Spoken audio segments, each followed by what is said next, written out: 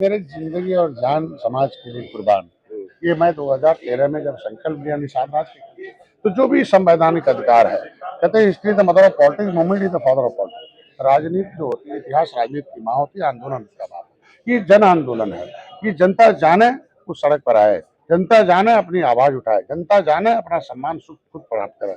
हम लोग एक मार्गदर्शक हैं, इसीलिए हमारा काम है कि जब हमें जानकारी मिली कि भाई ये देश को आजाद कराने में मछुआरे सबसे आगे रहे, अंग्रेजों मुगलों को मौत के घाट उतारा, उसने कानून बना के उजाड़ा। 1936 में फिर लिखा गया कि नहीं, ये जातियां अनुसूचित जाति से, ये SC ST प्रोटेक्शन एक्ट बन गया कि अनुसूचित कौन होगा, लेदरमैन, वाशरमैन, फिशरमैन होगा। ऐसी जातियों को ये व्यवस्था दी गई कि इनके बच्चे पढ़ेंगे लिखेंगे आगे बढ़ेंगे। तो जब संविधान बन गया, लिख गया, 1961 में हमारी गिनती हो गई कि वट मल्ला माझी ये मझवार है, तो अनुसूचित जाति हकदार है, तो मेरा नाम बेईमानों ने OBC में डाल के बर्बाद कर दिया।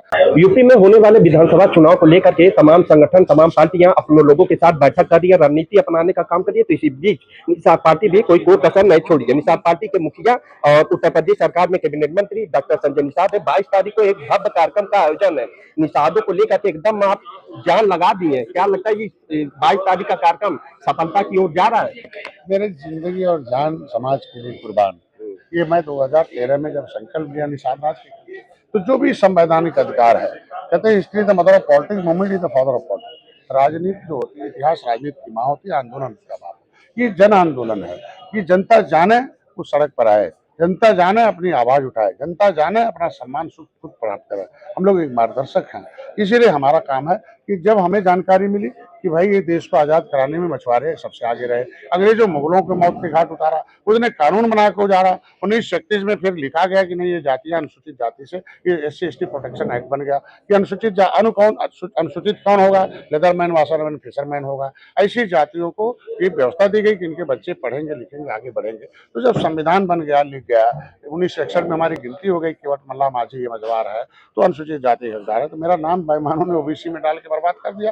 तो मेरी एक आवाज है कि मैंने लोगों को जगाया, लोगों को एक किया, जो कि भाई एक इस लायक बनो कि जो तुम्हारा विरोध करे उसे हराओ, जो तुम्हारा दे उसको लाओ। तो ऐसे में सफलता मिली। और जो इनका विरोध करने वाले थे, देखो, अपर कास्ट अपने 50% में है सुप्रीम कोर्ट के आदेश से, मिल्कमैन 27 में कब्जा किया है, लेदरमैन 23 में कब्जा किया है। हमारा जो है राष्ट्रपति की अधिसूचना से अनुसूचित है, राज्यपाल की अधिसूचना संसूचित है। 26/12/2016 कहते जातियां पिछड़ी, लेकिन तब 5 दिन बाद आंदोलन किया तो 31/12/2016 को राज्यपाल ने कह दिया नहीं अनुसूचित है। तो मेरा नाम 9% OBC से काटा जाए, SC में जोड़ा जाए। इसके लिए सभी लोग यहाँ आ रहे हैं। हम अपील करूंगा, अभी जाऊंगा भी, कि जो भी हमारे जाति नेता हैं या पिछड़े दलितों शोषितों की बात करते हैं हर जाति में, उनको मैं आमंत्रित करूंगा, चाहे किसी भी दल में, भाजपा में हो, सपा में हो, बसपा में, कांग्रेस में हो, या सामाजिक संगठन चलाते हो, उनको बुलाऊंगा। भाई, समाज ने नेता बनाया, समाज के लिए आप नेतृत्व कर रहे हो या समाज की लड़ाई लड़ रहे हो, तो एक हो जाओ और संवैधानिक हक दिलाओ। जिस तरीके से लेदरमैन ने एक लक्ष्मण रेखा खींच दिया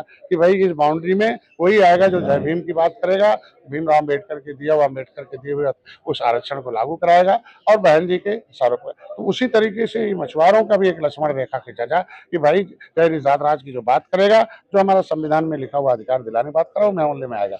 ये 22 तारीख को दुबे जगन्नाथ पार्क में सभी लोग आ रहे हैं। हमारे बूथ अध्यक्ष भी आएंगे, हमारे सेक्टर अध्यक्ष भी आएंगे, हमारे जोनल अध्यक्ष भी आएंगे, हमारी और सभी पदाधिकारी आएंगे, और सभी हमारे सहयोगी। 22 तारीख के कार्यक्रम के बाद क्या लगता है नया सवेरा उगेगा? क्योंकि लगातार निषादों के लेकर के जो है विपक्ष भी हमला करता कहता है भैया जब चुनाव आता है तो डॉक्टर साहब जो है एक बड़ा बड़ा कार्यक्रम कराते हैं, बैनर होर्डिंग लगाते हैं, लेकिन उसके बाद जो है निषादों पर ध्यान ही नहीं देते।